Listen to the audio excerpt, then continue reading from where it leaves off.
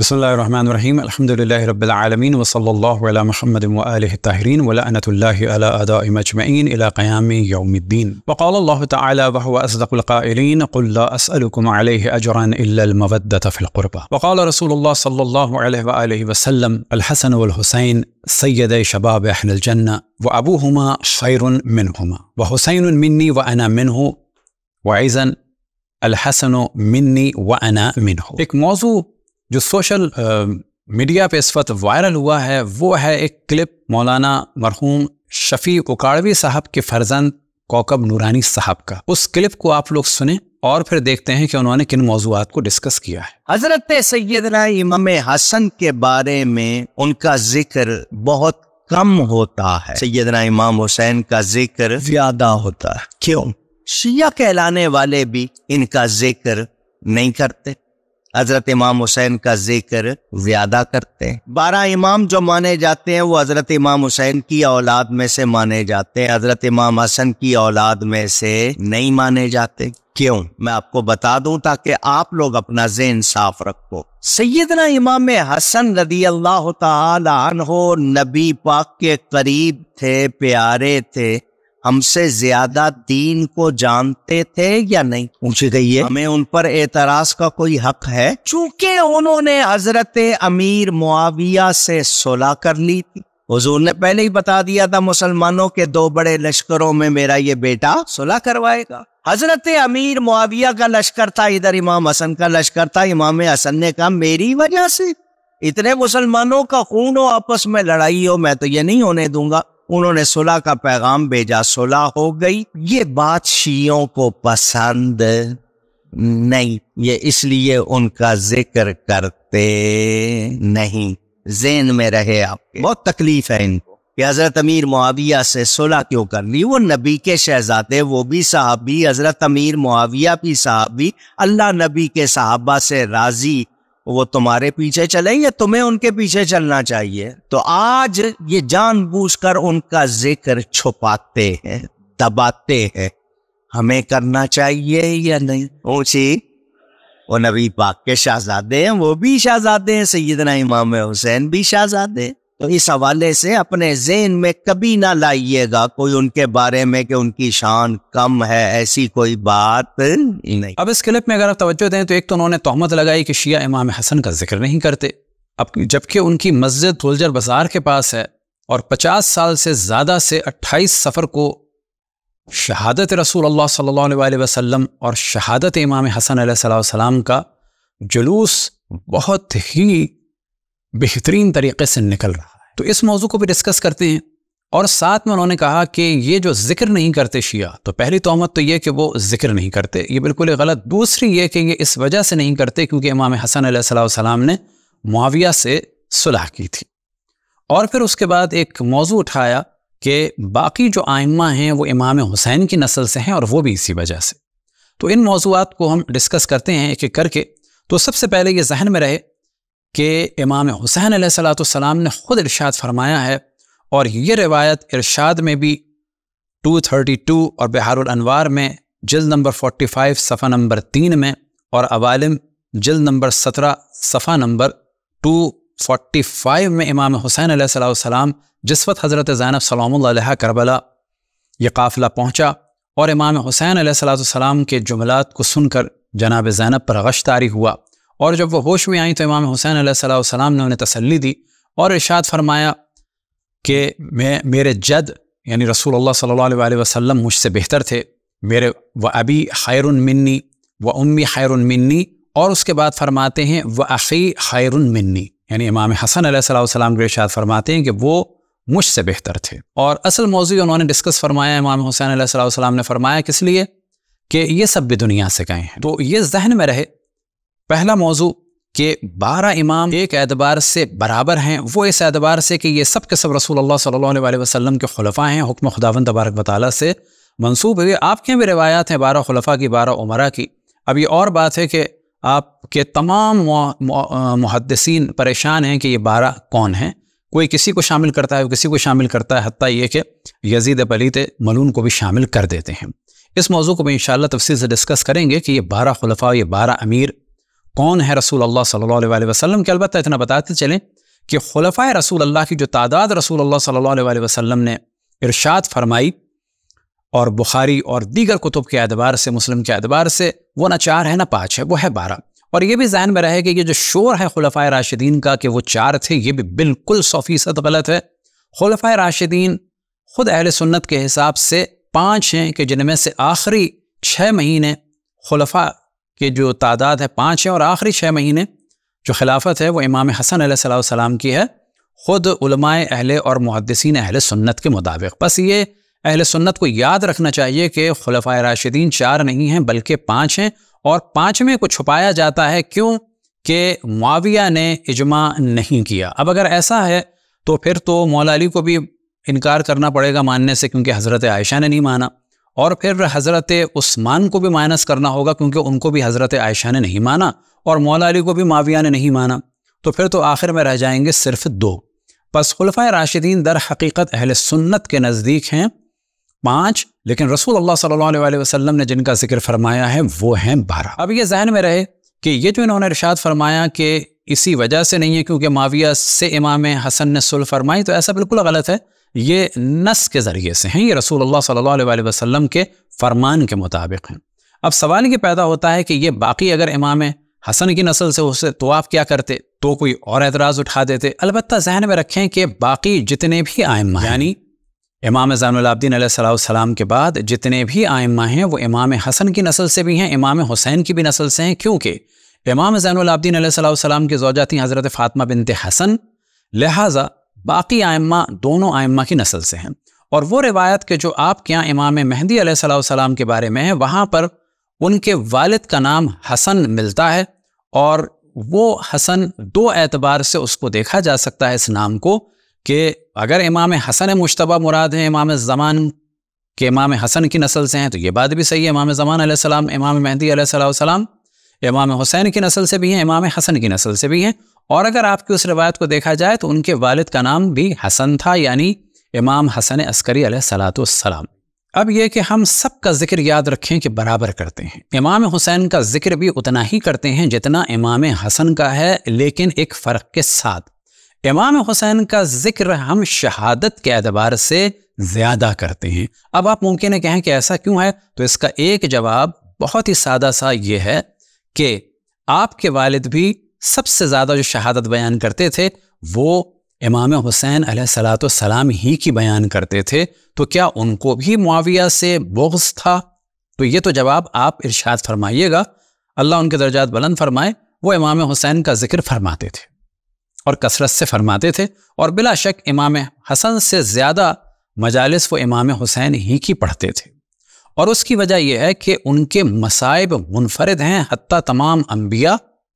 اور حتیٰ خود رسول اللہ اور مولا علی اور امام حسن اور باقی ائمہ کے درمیان۔ اسی طرح سے یہ ذہن میں رہے کہ آپ کے یہاں بھی روایات مصائب امام حسین سب سے زیادہ ہیں، خصوصاً کون سی روایات؟ کہ جس وقت رسول اللہ صلی اللہ علیہ وسلم کی آغوش مبارک میں امام حسین علیہ السلام کو دیا گیا، اس دل سے ملائکہ کا نزول ہوا، رسول اللہ صلی اللہ علیہ وسلم پر مختلف ملائکہ نازل ہوتے تھے اور خبریں دیتے تھے، بتاتے تھے امام حسین علیہ السلام کی شہادت کے بارے میں، لہٰذا امام حسین علیہ السلام کی قبر کی مٹی بھی لا کے آپ کو جناب جبرائیل نے عطا فرمائی، اور وہ مٹی آپ نے حضرت ام سلمہ سلام اللہ علیہ کو دی۔ حضرت ام سلمہ سلام اللہ علیہ جب عصر عاشور سو رہی تھی مدینے میں، تو انہوں نے رسول اللہ صلی اللہ علیہ وسلم کو خواب میں دیکھا کہ ان کے سر میں خاک ہیں، آنکھوں سے آنسو جاری ہیں۔ آپ نے گھبرا کے سوال کیا کہ اس گریے کی وجہ کیا ہے، تو آپ نے فرمایا کہ کربلا میں میرے حسین کو قتل کر دیا گیا ہے۔ آپ فوراً گئیں اور جا کے اس صندوق کو کھولا جہاں پر وہ مٹی جو آپ کو رسول اللہ صلی اللہ علیہ وسلم نے دی تھی، اور فرمایا تھا کہ اس کو اپنے پاس رکھو، اور جب یہ خون میں بدل جائے تو سمجھ لینا میرے حسین کو قتل کر دیا۔ تو یہاں سے پتہ چلتا ہے یہ سارا اہتمام رسول اللہ صلی اللہ علیہ وسلم کی جانب سے امام حسین علیہ السلام ہی کے لیے تھا، اور اس موضوع پہ روایات آپ کے یہاں بھی بہت بڑی تعداد میں ہیں، اور دعا ہے کہ ایک دن آپ ان روایات کو جمع کریں اور امام حسین علیہ السلام سے محبت کا ثبوت دیں، اور ان تمام روایات کو بعد میں اہل سنت کے درمیان لائیں، اور ایک سوال اٹھائیں کہ یہ اتنی روایات کیوں ہیں امام حسین علیہ السلام کی مظلومیت کے بارے میں، کہ جنہیں ملائکہ بار بار رسول اللہ صلی اللہ علیہ وسلم کی خدمت میں لا کر پیش فرماتے تھے۔ اور اسی طرح ذہن میں رہے کہ جب حضرت ام سلمہ سلام اللہ علیہ نے رسول اللہ صلی اللہ علیہ وسلم کو خواب میں دیکھا گریا کرتے ہوئے، تو یہ بھی ذہن میں رہے کہ شیعہ سنی دونوں کتابوں میں ہے کہ جو بھی رسول اللہ صلی اللہ علیہ وسلم کو اگر پہلے سے پہچانتا ہے اور خواب میں دیکھے تو وہ رسول اللہ صلی اللہ علیہ وسلم ہی ہیں، کوئی اور نہیں ہو سکتا۔ بس معلوم ہوا کہ امام حسین پر گریا ایسی سنت رسول اللہ صلی اللہ علیہ وسلم ہے کہ وہ سنت کہ جسے آپ نے امام حسین کی ولادت کے وقت بھی انجام دیا، اور اس وقت انجام دیا کہ جب مصائب نہیں پڑے تھے، اور ان کی شہادت کے وقت بھی انجام دیا۔ بس اتنی منفرد سنت ہے امام حسین علیہ السلام پر گریا۔ اب جو آپ نے فرمایا تھا کہ اس کو دوبارہ ذکر کریں، 28 صفر امام حسن علیہ السلام کی شہادت کا دن ہے، اور اس سے پہلے رسول اللہ صلی اللہ علیہ وسلم کی یوم شہادت ہے، کیونکہ آپ کو زہر سے قتل کیا گیا۔ اور اسے آپ سرچ کر سکتے ہیں انٹرنیٹ پر کہ تمام دنیا اسلام میں جہاں بھی اہل بیت علیہ السلام کے چاہنے والے ہیں، بہت ہی زور شور سے رسول اللہ صلی اللہ علیہ وسلم کی شہادت اور امام حسن علیہ السلام کی شہادت کو مناتے ہیں۔ بس اس پر آپ خود ہی دقت کریں اور کوشش کریں کہ اپنی غلط فہمی کا ازالہ فرمائیں۔ اب یہ ذہن میں رکھیں کہ امام حسن علیہ السلام بھی امام حسین کے امام تھے، اور یہ جو آپ نے فرمایا کہ معاویہ کی صلح کی وجہ سے ہم امام حسن کا ذکر نہیں کرتے، جو آپ نے کھلی تہمت لگائی، تو وہ صلح کہ جو معاویہ کے ساتھ امام حسن نے برقرار کی تھی، تو صلح کی بھی بیک گراؤنڈ یاد رہے کہ در حقیقت وہ ایک سیز فائر تھا۔ وہ معاویہ کہ جس نے چوتھے خلیفہ سے آپ لوگ یہ کہتے ہیں جو خلافہ کو برا کہیں وہ کافر ہو جائے گا، جو خلافہ سے جنگ کرے وہ کافر نہیں ہوتا، عجیب بات ہے۔ اور اس نے تو مولا امیر المؤمنین پر جو لعنتوں کا سلسلہ معاویہ نے شروع کیا تھا وہ تو سالوں چلا، اور پھر آپ فضیلت دیتے ہیں عمر ابن عبدالعزیز کو کہ اس نے لعنتیں آفیشلی رکوائیں، لیکن رکی نہیں تھی، یہ تو چلتا رہا سلسلہ۔ اور ابھی بھی آپ دیکھیں جو یزیدیت زندہ باد کے نعرے لگے، اس میں در حقیقت علی مرد آباد کے نعرے چھپے ہوئے تھے۔ تو یہ جو آپ نے کہا، اس سے اندازہ ہوا کہ آپ بہت دقت نظر نہیں فرماتے۔ تو امام حسن امام حسین کے بھی امام تھے، اور امام حسن نے اس صلح کو جاری رکھا۔ بس اگر اس صلح کی وجہ سے ہم امام حسن کا ساتھ چھوڑ دیتے تو ہمیں امام حسین کا بھی چھوڑنا چاہیے تھا، کیونکہ 50 ہجری میں معاویہ کے ذریعے سے امام حسن کی شہادت ہوئی، اور 50 سے 60 تک معاویہ کا دور تھا، اور امام حسین اسی زمانے میں تھے، اور انہوں نے امام حسین ہی کی طرح سے صلح کو جاری رکھا۔ لہٰذا ہم یہی کہتے ہیں کہ اگر امام حسن ہوتے اس دور میں تو وہ یہی کرتے، اور اگر امام حسن ہوتے کربلا میں تو وہ وہی کرتے، کیونکہ دونوں کے لیے رسول اللہ صلی اللہ علیہ وسلم کا ارشاد ہے، الحسن والحسین امامان قام او قعد، یہ دونوں کے دونوں امام ہیں، چاہے ایک صلح کریں اور چاہے ایک قیام فرمائیں۔ اب یہ جو آپ نے قیاس کیا یا بالآخر جو بھی کیا کہ شیعہ اس وجہ سے، تو آپ نے کہیں صلح امام حسین کی مخالفت کسی شیعہ کے منہ سے سنی ہے؟ ہم تو کثرت سے کہتے ہیں کہ امام حسین علیہ السلام نے اپنے دور کے باطل کو للکار کر اور جان دے کر بالکل واضح کیا، اور امام حسن علیہ السلام نے اپنے دور کے باطل کو شرائط صلح کے ذریعے سے بالکل واضح کر دیا کہ یہ ایک باطل شخص ہے۔ اب ہم کو ڈسکس کرتے ہیں معاویہ سے جو امام حسن علیہ السلام نے صلح فرمائی۔ تو پہلی بات یہ واضح رہے کہ صلح کوئی یہ دوستی اور محبت کی نہیں تھی، یہ اس جنگ کو بڑھایا جا رہا تھا کہ جو جنگ اس معاویہ نے آپ کے چوتھے خلیفہ اور رسول اللہ صلی اللہ علیہ وسلم کے نفس اور جان مولا امیر المؤمنین علیہ السلام پر مسلط کی تھی، اور اس جنگ کی ابتدا در حقیقت حضرت عائشہ نے فرمائی تھی، مولا امیر المؤمنین پہ جنگ کی۔ یہ اور بات ہے کہ حضرت عثمان کے لیے بھی فرماتی تھی اقتلوا الناس فقد کفر، کہ حضرت عثمان کو یہودی سے نسبت دیتی تھی اور فرماتی تھیں اسے قتل کر دو، یہ کافر ہو گیا ہے۔ وہ جنگ جمل جو جناب عائشہ نے شروع فرمائی، تو معاویہ نے اس کے بعد جنگ صفین مسلط کی، اور پھر اس کے بعد خوارج نے جنگ نہروان۔ تو اسی جنگ کو امام حسن علیہ السلام بڑھانا چاہ رہے تھے، لیکن کیونکہ ساتھ دینے والے نہیں تھے اور اس وقت کا تقاضا ہی یہی تھا، تو امام حسن نے صلح فرمائی۔ لیکن یہ کوئی دوستی کی علامت نہیں تھی، یہ جنگ بندی تھی، اور معاویہ نے کسی بھی شرط پر عمل نہیں کیا۔ یہ بالکل ایک الگ موضوع ہے کہ معاویہ نے عمل نہیں کیا، جس میں اہم ترین ایک موضوع یہ تھا کہ اپنے بعد کسی کو اپنا جانشین نہیں بناؤ گے۔ علی ابن ابی طالب علیہ السلام کو گالیاں دینا بند کرو گے، وہ نہیں کی گئی۔ ان کے چاہنے والوں پر ظلم بند کرو گے، وہ نہیں کیا گیا، اور وہ اب تک چل رہا ہے۔ اب ایک موضوع جو آپ نے ڈسکس کیا، اور عموماً علماء اہل سنت اسے ڈسکس کرتے ہیں، کہ امام حسن علیہ السلام نے دو مسلمان گروہوں کے درمیان صلح کرائی۔ اب یہاں پر ہم سوال یہ کرتے ہیں کہ اگر امام حسن علیہ السلام صلح نہ کرتے تو کیا ہوتا؟ آپ جانتے ہیں وہی ہوتا کہ جو معاویہ کے بیٹے نے کیا ہے، وہ سب کچھ امام حسن کے ساتھ ہو چکا ہوتا۔ تو امام حسن نے جو صلح کرائی تو یہ بھی تو سوچیں کہ کیوں کرائی۔ اب یہ جو آپ استدلال کرنا چاہ رہے ہیں کہ وہ ایک مسلمان گروہ سے بات آپ لے جا رہے ہیں کہ وہ حق پہ تھا یا صحیح تھا، تو یہاں تو کام اور خراب ہو جاتا ہے اس روایت سے کہ مسلمانوں کو وہ لڑانے والا تھا۔ مسلمانوں کی آپ تائید کر سکتے ہیں، مسلمانوں کو اکسانے والا، ورغلانے والا، اور زمانے کے خلیفہ امام رسول کے نواسے کے خلاف جنگ پہ اکسانے والا، وہ کسی بھی اعتبار سے تعریف قابل نہیں ہو سکتا۔ کہ آپ کے سامنے صحیح بخاری کی وہ روایت نہیں ہے، اور یہ مشہور ترین روایت نہ فقط صحیح بخاری میں، تقریباً کہا جا سکتا ہے اکثر کتب روائی اہل سنت میں ہے، کہ رسول اللہ صلی اللہ علیہ وسلم نے ارشاد فرمایا جناب عمار سے کہ تمہیں ایک باغی گروہ قتل کرے گا۔ اب یہ روایت آپ کے سامنے ہے، جلد نمبر 1 صحیح بخاری کی، اور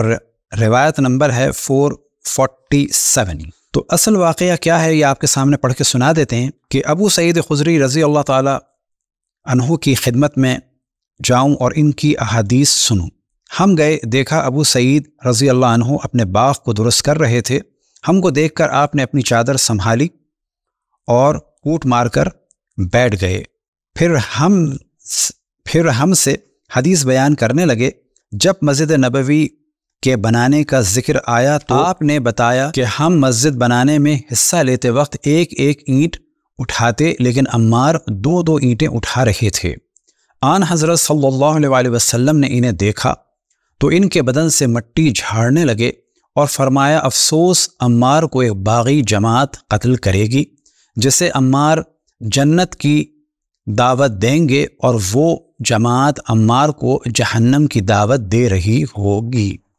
اب جس معاویہ کے لیے آپ کہنا چاہ رہے ہیں اسے مسلمان کہہ کر، تو صحیح بخاری میں تو اسے باغی کہا جا رہا ہے، اور ایسا باغی نہیں کہ جو فقط تخت و تاج کے لیے ہو، صحابی رسول کو جہنم کی جانب دعوت دینے والا، تو عام مسلمانوں کے لیے کتنا خطرناک ہوگا۔ اور یہی عیناً روایت صحیح بخاری جلد نمبر 4 صفحہ نمبر 277 حدیث نمبر 2812 میں،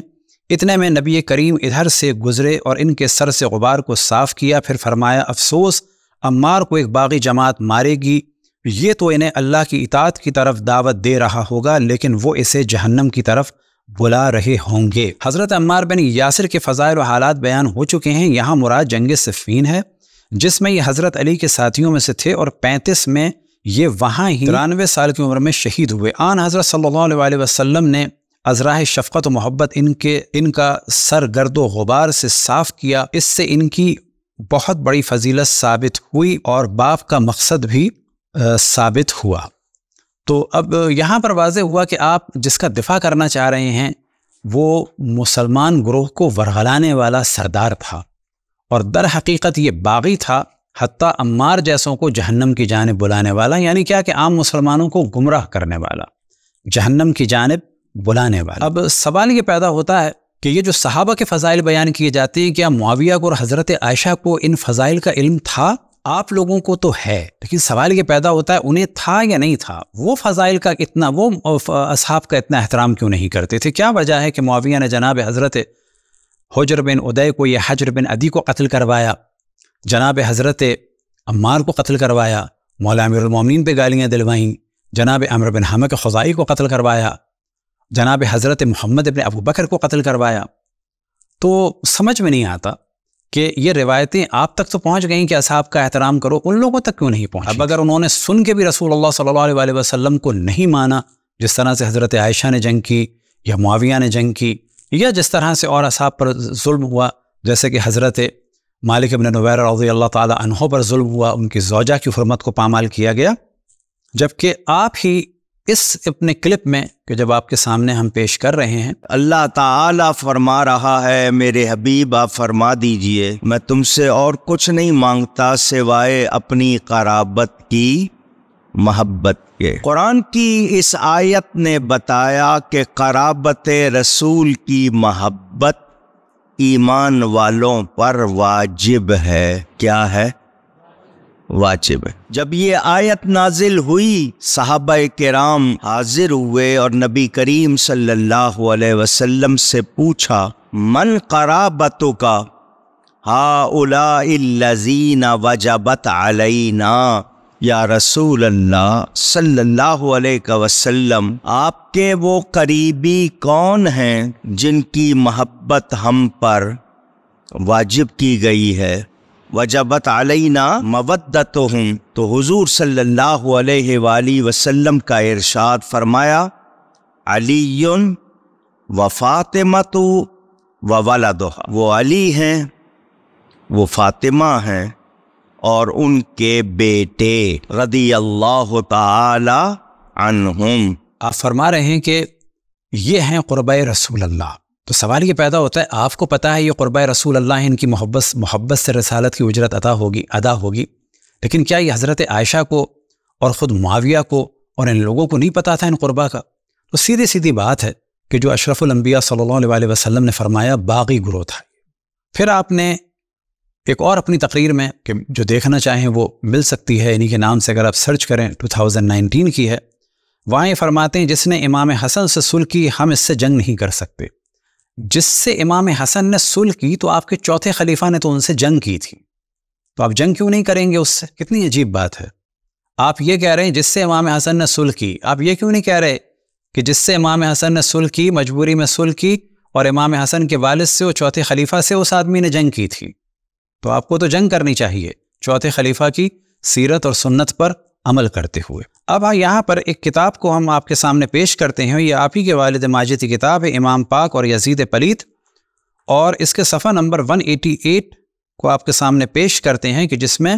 اور حسن نے زہر سے وفات پائی، ان کی بیوی جادہ بنت اشس نے ان کو زہر پلایا تھا، کہا جاتا ہے کہ اس نے یہ فعل معاویہ کے حکم سے کیا تھا، اور یہ بھی کہا جاتا ہے کہ یزید کے حکم سے کیا تھا۔ اب یہ کتاب جو ہے ہم سپاہ صحابہ کے سامنے بھی پیش کر رہے ہیں کہ اس میں شفیع اکاڑوی صاحب نے معاویہ کے ساتھ کہیں بھی رضی اللہ نہیں لگایا، اس کتاب کو بھی ویسے بین ہونا چاہیے۔ اور دوسری بات یہ کہ یہ ظاہر ہے کہ شفیع اکاڑوی صاحب نے اپنے پاس سے تو نہیں لکھا، یہ کتب تاریخ میں کثرت سے ہے کہ معاویہ نے زہر دلوایا تھا جادہ بنت اشس کے ذریعے سے۔ اب یہ جادہ بنت اشس کون ہے تو یہ بڑی تیزی سے بتاتے چلیں۔ اسی کتاب میں پیج نمبر 204 سے یہ موضوع شروع ہوتا ہے کہ اشس وہ تھا کہ جس نے ابن ملجم کو اپنے رات کو رکھا، تو یہ سب آپ اس کو پڑھ سکتے ہیں، اور اس کو سپورٹ کیا اور صبح اپنے بچے کو بھیجا اور پوچھا کہ دیکھ کے آؤ کہ کیا ہوا، اور اس کے ساتھ ساتھ اس کو یہ واضح کرتے ہیں، اور یہی جادہ کا باپ، بلکہ اس کو کر دیتے ہیں، اس روایت سے واضح طور پر ثابت ہوا کہ جادہ کے باپ اشس کو ابن ملجم کے ارادے قتل کا علم تھا، تو اگر اس کے دل میں حضرت علی کرم اللہ وجہہ کی عقیدت اور محبت ہوتی تو وہ ابن ملجم کو اس ظلم سے روکتا، یا کسی طرح حضرت علی یا آپ کے کسی عزیز کو اس کی اطلاع کر دیتا، بلکہ تسلیم کرنا پڑے گا کہ وہ بھی حضرت علی کے قتل میں ایک قسم کا شریک تھا، اور یہی جادہ کا باپ اشس حضرت ابوبکر صدیق رضی اللہ عنہ کے عہد خلافت میں اپنے قبیلے کے ساتھ مرتد ہو گیا تھا، چنانچہ حضرت امرؤ القیس کے سمجھانے بھجانے سے کہ تم قتل کر دیے جاؤ گے، یہ لوگ خوف قتل سے پھر اسلام میں آ گئے۔